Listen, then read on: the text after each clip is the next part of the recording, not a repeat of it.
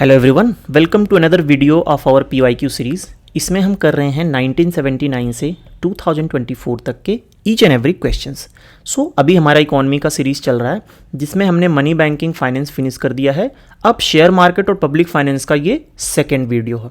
ठीक है, इस सीरीज़ का अपना उद्देश्य है प्लस 40 मार्क्स इंक्रीज करना above the baseline of 70 to 80 marks, जिसमें मैक्सिमम जनता फंस के रह जाती है and we will clear that. अब देखो क्या हुआ ना कि जब इनिशियली मैंने वीडियोस डालना शुरू किया था ना तो बहुत लोग देखते थे, 500 600 लोग देखते थे, 300 लोग देखते थे। अब धीरे धीरे 70 80 सेम काम होता है जैसे जैसे आप यूपीएससी की स्टेज में आगे बढ़ते हो, है ना। स्टार्ट करेंगे, 12 लाख फॉर्म भरेंगे, 5 लाख पेपर देंगे, 13,000 प्रीलिम्स क्वालिफाई करेंगे, 3,000 मेंस क्वालिफाई करेंगे, 1000 लोग फाइनल में सेलेक्ट होंगे, उसमें से 100 लोग आईएएस बनेंगे। मैं अपनी टीम के साथ डिस्कस कर रहा था कि यार शुरू में तो इतना अच्छा रिस्पांस मिला, अब रिस्पांस क्यों नहीं मिल रहा है? Because it is the process. No one wants to do the hard work, no one wants to go through the entire PYQ. Why would they do that, right? So if you're listening to this series, अगर एक भी बच्चा सुन रहा है, I will continue this. I'm doing it for you. I'm doing it for myself. I'm doing it for the promise that I made in the first video. Okay? So let's start with the first question of 2002. Indian public finance के बारे में कुछ statement लिखा है और उसके बारे में पूछ रहा है कि कौन सा स्टेटमेंट सही है, कौन सा गलत है। अब देखो, इसमें पहला स्टेटमेंट क्या बोल रहा है कि external liabilities reported in the union budget are based on historical exchange rate. ऐसा नहीं है। लेट्स से आपने यूएस से लोन लिया, जब आपने लोन लिया US टू रुपीज़ का रेट चल रहा था 60, आज आपको पे करना है तो 85 चल रहा है, तो आपको जिस समय पे करना है आपकी लाइबिलिटी तो उतनी ही होगी ना। आप हिस्टोरिकल एक्सचेंज रेट में नहीं कर सकते, आपको करंट में करना पड़ेगा। तो अगर आप 1 को काटोगे तो आप सीधा आंसर पे पहुंच जाओगे। ठीक है, रेस्ट वाले भी पढ़ लेते हैं। फोर्थ पढ़ते हैं, interest payment is the single largest component of non plan revenue. याद है, हमने नॉन प्लान रेवेन्यू के बारे में पढ़ा था कि ऐसा है जो यू हैव टू पे, है ना, you can not deny it. मतलब जैसे कि सब्सिडी देना हो गया, आर्मी पे खर्चा करना हो गया, टीचर्स की सैलरी देना हो गया, they all are non plan revenue. ठीक है, इस पे आपको करना ही पड़ेगा। फोर्थ भी सही हो गया। तो नाउ वी नो कि 1 गलत है, 4 सही है, तो we already at the option. बाकी के भी ऑप्शन आप एक्सप्लोर कर सकते हो। ठीक है, नेक्स्ट क्वेश्चन 2005 सेंसेक्स और निफ्टी के बारे में पूछा है। अब देखो, इसमें पूछा है कि Sensex is based on the 50 of the most important stock available on the Bombay stock exchange. याद है पिछली वीडियो में हमने निफ्टी और सेंसेक्स के बारे में पढ़ा था कि जो BSE है उसमें सेंसेक्स लिस्टेड है जो टॉप 30 कंपनीज का है, जो NSE है उसमें निफ्टी लिस्टेड है जो कि टॉप 50 कंपनी का है। तो उस हिसाब से आंसर्स देखते हैं। क्या बोल रहा है, Sensex is based on 50 companies, नहीं तो ये कट गया। For calculating the Sensex all the Sensex stock are assigned proportional weightage. ठीक है, let's see. New York stock exchange is the oldest stock exchange in the world. नहीं, जो oldest stock exchange है वो है आम्स्टरडाम का। ठीक है, आम्स्टरडाम का। और जो एशिया का ओल्डेस्ट है, ठीक है, वो अपना है BSE इंडिया वाला। और BSE पहले बना था, फिर NSE बना था। ये थोड़े फैक्चुअल चीज़ें हैं जो आपको याद रहनी चाहिए। तो ये भी नहीं होगा और ये भी नहीं होगा, तो 1 नहीं होगा, 3 नहीं होगा, तो 3 भी हमने काट दिया, 1 भी काट दिया। For calculating the Sensex all the Sensex stock are assigned proportional weightage. ऐसा नहीं है। लेट से अगर आपके सेंसेक्स में 3 स्टॉक है ना, S1 S2 S3, तो इनके मार्केट कैपिटलाइजेशन के बेस पे इनको वेटेज असाइन किया जा सकता है। लेट से अगर टाटा मोटर्स है और एक रिलायंस है या फिर एक कोई छोटी कंपनी है, तो टाटा मोटर्स और रिलायंस का वेटेज ऑफकोर्स ज़्यादा होगा क्योंकि उनका कैपिटल साइज ज़्यादा है। तो इसलिए this option also want be true. इसमें अपना नन आ जाएगा। चलो नेक्स्ट क्वेश्चन 2006 में physical responsibility budget management act के बारे में पूछा, तो उसके बारे में जो मैंने बेसिक था यहाँ पे ऐड कर दिया है। तो physical responsibility and budget management act क्या है कि जो गवर्नमेंट है उनके ऊपर कुछ लिमिटेशंस लगाई जाएंगी कि जो आपका फिजिकल डेफिसिट होगा that should not exceed beyond this point, ताकि वो ऐसा ना हो कि धड़ाधड़ लोन लेते रहे और एक गवर्नमेंट गई तो दूसरी आके संभाल ही ना पाए। उसके लिए हमने FRBM एक्ट लाया था। तो FRBM एक्ट का ये पूछ रहे हैं कि इनकी रिस्पॉन्सिबिलिटी क्या है, physical deficit, revenue deficit both fiscal and revenue, neither fiscal nor revenue. तो ठीक है, अगर फिस्कल रिस्पॉन्सिबिलिटी और बजट मैनेजमेंट है तो बजट में अपना रेवेन्यू भी होगा, फिस्कल भी होगा, कैपिटल भी होगा, एवरीथिंग कम्स अंडर बजट। ठीक है, so both fiscal and revenue deficit. So अब थोड़ा सा FRBM के बारे में पढ़ लेते हैं। सो FRBM जब भी आप प्रेजेंट करते हो, जब भी हमारा पार्लियामेंट में प्रेजेंट होता है अलॉन्ग विद द बजट, हमारी फाइनेंस मिनिस्ट्री की तरफ से ये प्रेजेंट होता है, तो उसमें 4 तरीके के डॉक्यूमेंट होते हैं। ठीक है, पहला होता है मैक्रो इकोनॉमिक फ्रेमवर्क, सेकेंड और थर्ड होता है medium plus long term fiscal policy, और चौथा होता है medium term expenditure. Macro economic मतलब ये लॉन्ग टर्म वाला हो गया, और बाकी सारे मीडियम टर्म आ गए। तो इसमें एक चीज़ आपको याद करनी होगी कि शॉर्ट टर्म के लिए ऐसा कुछ भी नहीं दिया होता। शॉर्ट टर्म मतलब ऐसे 3 महीने 4 महीने टाइप का कोई प्राविधान इसमें नहीं रहता। याद रहेगा कि 10 15 20 साल में क्या होगा, या अगले नेक्स्ट 2-3 साल में गवर्नमेंट क्या करेगी। So only long and medium things are covered. Macro economic framework, medium plus long fiscal policy, expenditure medium term का। ठीक है, और अभी हमारा करेंट टारगेट मिला हुआ है फिस्कल डेफिसिट का 4.5% ऑफ GDP हमें कंट्रोल करना है, क्योंकि हम बार बार इसको एक्सीड कर जा रहे हैं। तो ऐसा पूछ सकता है कि FRBM का जो करेंट टारगेट है वो कितना है, so you have to tick the 4.5% option. Next MCQ FRBM पे ही आया था। देखो सेम क्वेश्चन आ गया ना, along with the budget finance minister also places the macro economic framework, ये वाला डॉक्यूमेंट। ठीक है, aforesaid document because it is mandatory as mentioned in fiscal responsibility and budget management act. चलो थोड़ा सा पॉलिटी भी पढ़ लेते हैं। इसमें आर्टिकल्स के बारे में थोड़ा मेंशन किया गया, तो मैं आपको आर्टिकल एक रिव्यू करा देता हूँ। अब देखो इन चीज़ों के साथ में ये छोटी छोटी चीज़ें क्यों पढ़ाता रहता हूँ ना, क्योंकि आपने वो कविता सुनी है जिसमें बोलता है कि ना जाने किस रूप में नारायण मिल जाए, तो पता नहीं किस रूप में क्वेश्चन आ जाए। पिछली बार आर्टिकल 109 पे आ गया, नोबडी एक्सपेक्टेड दैट कि UPSC इसको पूछेगा।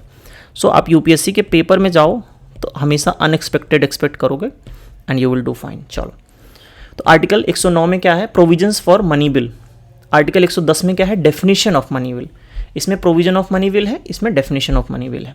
112 में क्या है, एनुअल फाइनेंशियल स्टेटमेंट। इसी को हम बजट बोलते हैं, but be cautious that budget term is not mentioned anywhere in the constitution.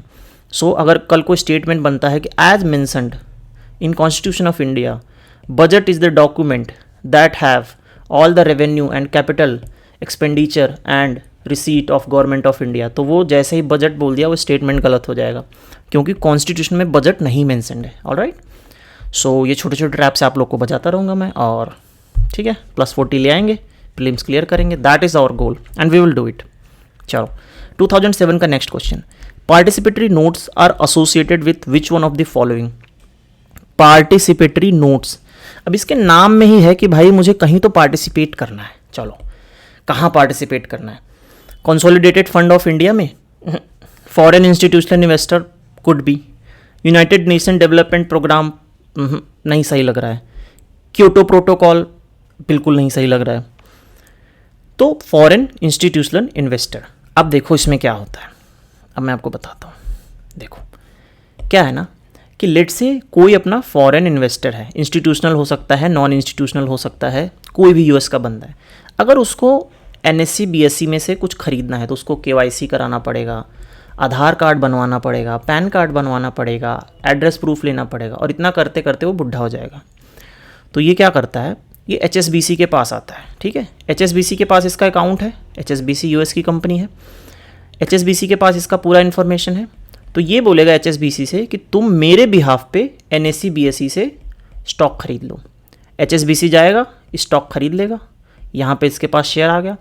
अब इसको शेयर तो सीधा दे नहीं सकता, क्योंकि ऑब्वियसली शेयर ट्रांसफ़र करने के लिए आपके पास डीमैट अकाउंट होना चाहिए, उसके लिए वो आधार पैन चाहिए। तो ये क्या करता है, इसको पार्टिसिपेटरी नोट शेयर कर देता है। पार्टिसिपेटरी नोट्स का मतलब यही होता है कि आज से तुम इस शेयर में पार्टिसिपेट कर चुके हो इनडायरेक्टली। ठीक है, इनडायरेक्टली। ठीक है, सो इसलिए फॉरेन इंस्टीट्यूशनल इन्वेस्टर जब भी शेयर्स खरीदना चाहते हैं दे गो थ्रू दिस रूट। ठीक है, और कंसोलिडेटेड फंड ऑफ इंडिया के बारे में आया हुआ है, तो आर्टिकल 256 में कंसोलिडेटेड फंड ऑफ इंडिया के बारे में मेंशन है। सो ये थोड़ा सा मैंने मेंशन कर दिया। अब निफ्टी कह रहा हूँ, मतलब निफ्टी का ही सगा भाई है ये, S&P 500। जैसे अपने यहाँ निफ्टी 50 है ना, वैसे यहाँ US में जो है नैस्डॉक में, है ना, नैस्डॉक में S&P 500 है, इसको स्टैंडर्ड एंड पुअर 500 बोलते हैं, ठीक है।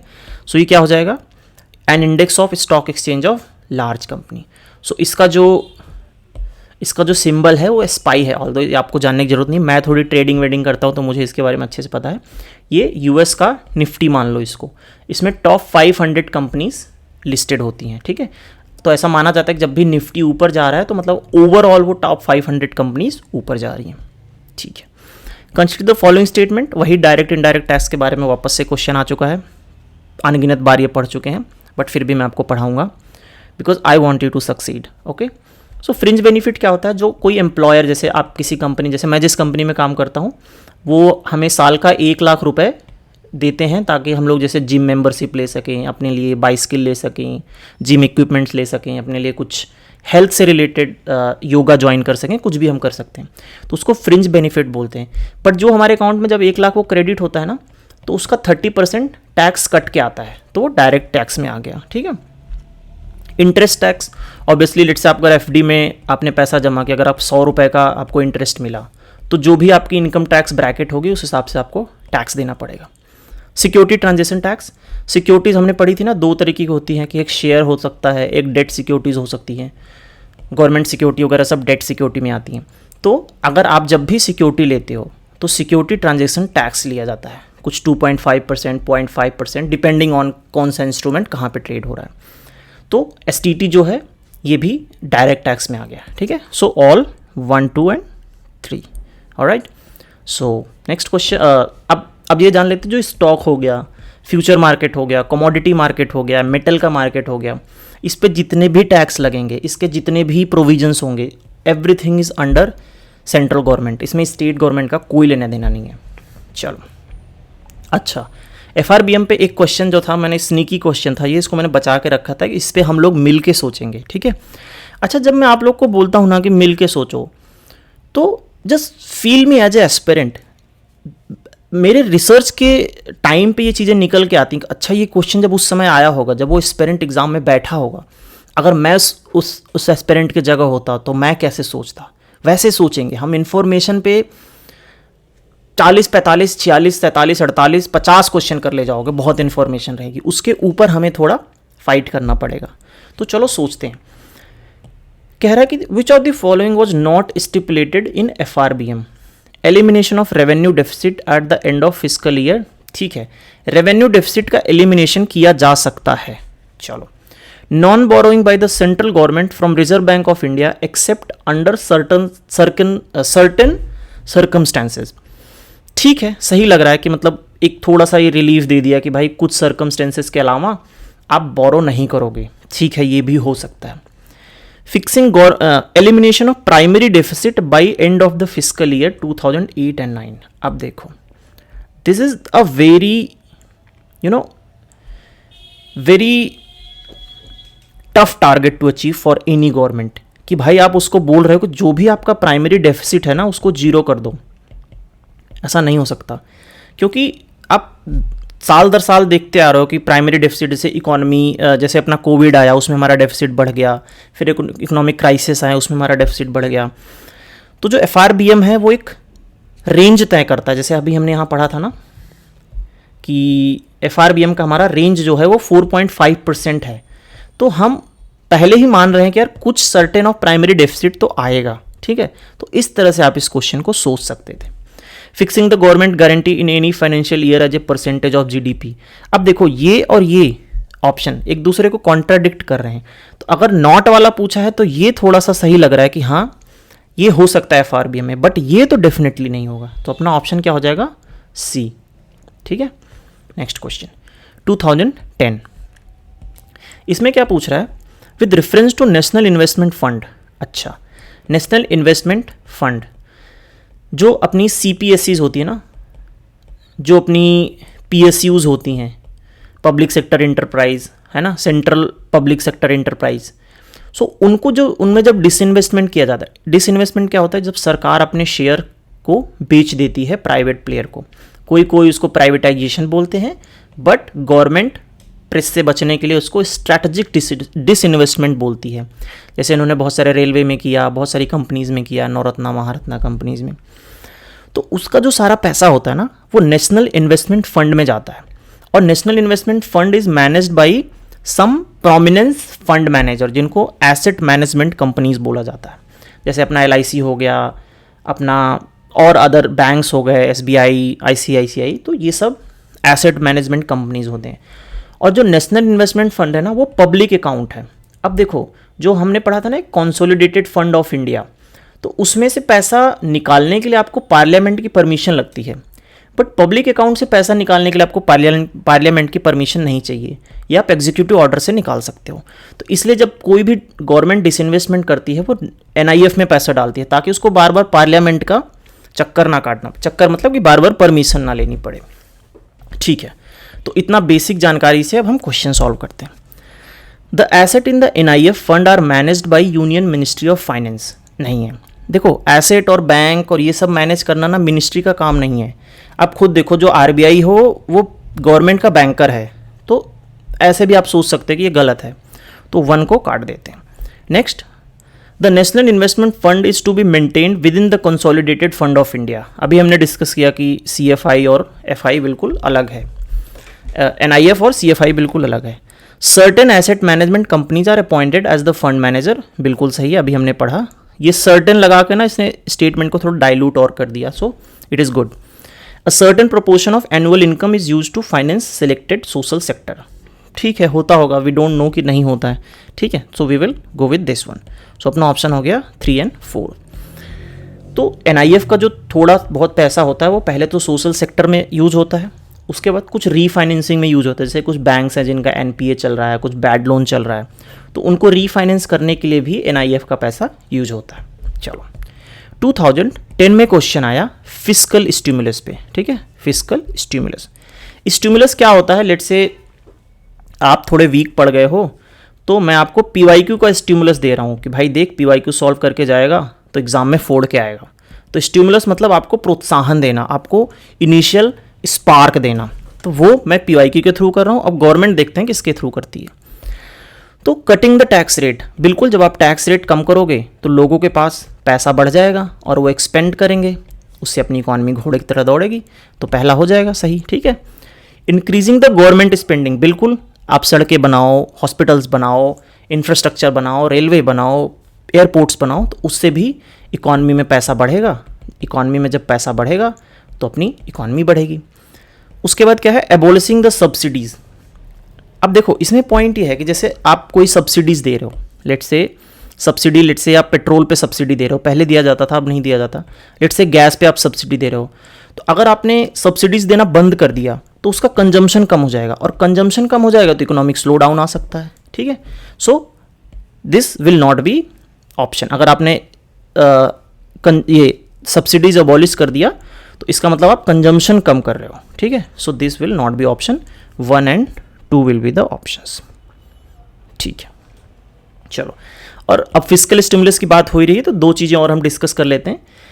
फिस्कल स्टिमुलस बेसिकली हमने डिस्कस किया ना कि रुपए का फ्लो बढ़ाना, और फ्रंट लोडिंग करके एक टर्म आया था। तो फ्रंट लोडिंग क्या होता है? लेट्स से कि अगर गवर्नमेंट ने डिसाइड किया कि अगले 4 साल में वो 20 करोड़ रुपए या 200 करोड़ रुपए किसी एक पर्टिकुलर प्रोजेक्ट पे खर्च करेगी, तो प्रोपोर्शन में आप देखो तो ऐसा हो सकता है कि 50-50-50-50 करके 4 बार में खर्च करे। बट गवर्नमेंट क्या करती है कि फ्रंट लोडिंग करती है, मतलब एक किक स्टार्ट देती है कि 100 करोड़ पहले ही साल में खर्च कर दिया, तो उसको फ्रंट लोडिंग बोलते हैं। ठीक है, मतलब एक्सपेंशन की चीज़ें चल रही हैं, इंफ्रास्ट्रक्चर में एक्सपेंशन आ रहा है, पैसा मार्केट में जा रहा है बढ़ बढ़ के, तो उसको फिस्कल स्टिमुलस बोला जाता है, फ्रंट लोडिंग बोला जाता है। अब फिस्कल स्टिमुलस पे फिर एक क्वेश्चन आएंगे, which of the following term best describes fiscal stimulus. तो ये वाला ऑप्शन सही लग रहा है। It is an intense affirmative action by government to boost economic activity in the country.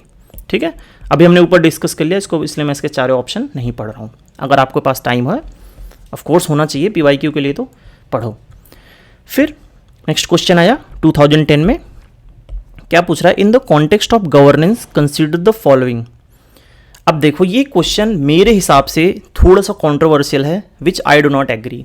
अब इसमें पूछ रहा है कि इसको फिस्कल डेफिसिट कंट्रोल करना है। फिस्कल डेफिसिट कंट्रोल करना बहुत ब्रॉड टर्म हो गया, ठीक है। अगर मैं आपको सच्चाई बताऊं, अगर मैं कल पेपर में जाऊं और मेरे सामने ये क्वेश्चन आए, मैं 1 2 3 4 चारों मार के आऊँगा, क्योंकि मेरे पास कोई स्ट्रॉन्ग एविडेंस नहीं है ना इनको काटने के लिए कि एफडीआई अगर आया तो फिस्कल डेफिसिट कम हो सकता है, नहीं हो सकता है, ये भी हो सकता है, बट मैं सही मार के आऊँगा और 99% लोग सही मार के आएंगे, तो कट ऑफ 2 मार्क्स से नीचे चली जाएगी या जो भी नेगेटिव मार्किंग होता है। Privatization of higher education institute, IITs IIM में इतने सारे पैसा जा रहा है, आप उसको प्राइवेटाइज कर दो, गवर्नमेंट का पैसा बच जाएगा। आई एम नॉट सेइंग ऐसा करना चाहिए, but in the context of question, so I will mark 1 2 3 and 4 both. But मैंने यूपीएससी का आंसर की चेक किया था, उन्होंने सिर्फ 3 और 4 दिया था कि डाउन साइजिंग ब्यूरोक्रेसी, मतलब जैसे जो IAS IPS हैं उनको कम कर दो, कम कर मत करना भाई, क्योंकि बहुत मेहनत से पढ़ रहे हैं लड़के। Selling of loading the shares of public sector undertaking, अब देखो ये ऑप्शंस भी कंट्रोवर्शियल है। लेट्स से अगर पब्लिक सेक्टर अंडरटेकिंग जो है वो प्रॉफिटेबल है, तो अगर आप शेयर उसके सेल कर दोगे तो आप उल्टा लॉस में गए, बट अगर लॉस मेकिंग है तो फिर शेयर सेल करना बनता है। सो ये क्वेश्चन थोड़ा सा कंट्रोवर्शियल था, so I will not go into detail. 1-2 question ऐसे बाउंसर आते हैं, we have to leave them. Next question 2010 का, इन पैरेलल्स विथ फाइनेंस, अच्छा बियर और बुल के बारे में पढ़ा है। अब बियर आप देखो ऐसे नीचे मारता है ना, ऐसे पंजा मारता है अपने हाथ से, तो बियर मतलब ऐसा सोचता है कि नीचे जाएगा मार्केट। बुल जो है वो सींग से ऊपर मारता है, तो ये हमेशा सोचता है कि ये मार्केट ऊपर जाएगी। तो बियर क्या डिनोट करेगा? An investor who feels that price of particular security is going to fall, ठीक है। तो ये हो गया अपना करेक्ट ऑप्शन। तो हमने 2000 आई थिंक 11 तक क्वेश्चंस कंप्लीट कर लिया है, और बहुत लोग को मुझे ईमेल आ रहा है कि उनको बहुत अच्छा लग रहा है ये series and they are really liking it, और कह रहे हैं कि आप इंग्लिश में सॉल्व करो, हिंदी में करो। देखो बहुत सारी डिमांड आती हैं, but I can stick to what best for me, right. तो मुझे जो इंग्लिश और हिंदी का कॉम्बिनेशन है ना, मुझे वही अच्छा लगता है, और उसी में मैं आपको 100% जेन्युइनली पढ़ा सकता हूँ। और 2 4 5 लोग जो जेन्युइनली रेगुलरली देख रहे हैं ना, they have become like family to me, and I am feeling so good about them, and I hope you are one of them, और we are going to make it in this prelims. So अगर आप अभी यहाँ तक आ गए हो तो subscribe to this channel, like करो वीडियो को, आपकी कुछ फीडबैक है तो कमेंट करो, और टेलीग्राम पे ये PDF अपलोड हो जाएगी, go and download it and have fun. Okay, thank you for watching till end, see you tomorrow.